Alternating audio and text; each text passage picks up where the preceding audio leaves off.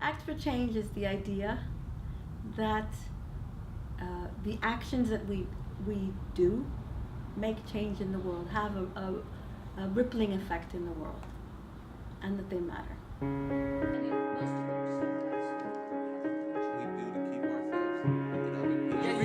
You freeze, you can't have it. I never saw it again. I wasn't expecting that.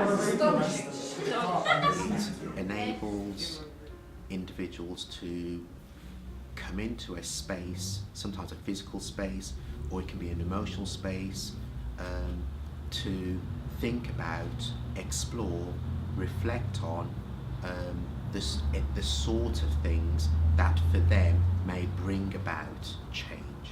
That's at its heart what it actually does.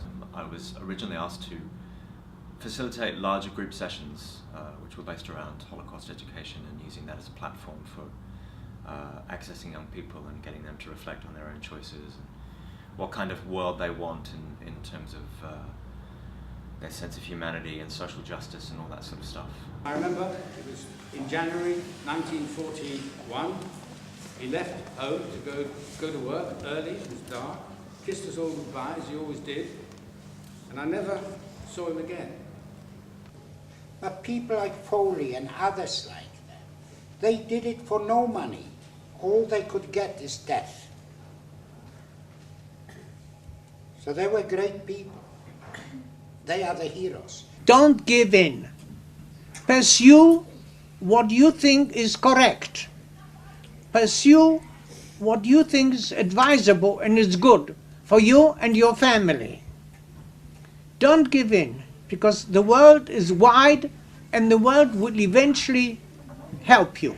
Hearing the survivor talk about what helped them survive, what enabled them to survive, which often is another person having empathy for them, or another person respecting them as an individual because of a sense of the Bill of Human Rights, the rights of man in France,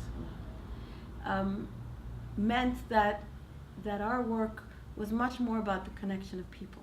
As memories fade, both those who were direct witnesses, but even the children of those direct witnesses, as time fades and people who can't relate to that fades, the challenge is, how do you make it relevant then to people who, to be honest, had nothing to do with it? And I think the only way you can do that is, again, understand the core bits of what it was really about: hatred, intolerance, and those sort of things. People can understand that. We decided that our work needs to go beyond working with Holocaust survivors. Using the Holocaust as a platform was an important way to create space for a full day's workshop. I think that moving away from the history lesson and more into personal empowerment and reflection on personal choices is now at the heart of what we do. And now I think we're using crisis or trauma in the lives of certain young people as the catalyst for reflection and for development, rather than, you know, the crisis of the Holocaust or other historical events. My cousin ended up going to prison, and his best friend came to visit him. This is down in Wandsworth prison, and him and a couple other guys that came to visit him, and two dudes rolled up on a ped and just let off a couple shots in him. That when you get out there, we don't have those supports, sometimes things fall apart. So I always give people a speech, you know, at the end of the day, which I'm going to give you. But today we're going to think about, one of the things we're going to think about is what can we do to keep ourselves and other people safe over the half term and have a bit of fun. You can't make it results focused. You can't say, well, this is the ideal goal for you that you have to achieve, and if you don't achieve it, then you failed. However, when you're working with them for longer than a single day or for more than a couple of weeks, I think that you can see dramatic changes in their demeanor and their behavior and their communication skills, and the issues that they're bringing to any particular session suddenly shift and improve, and their willingness to engage with the process opens up. Very very thoughtful about incidents and very experienced in behaviour, who knows the difference between right and wrong. This award, no doubt, goes to Dylan. In the difference that very small actions can make for somebody's life.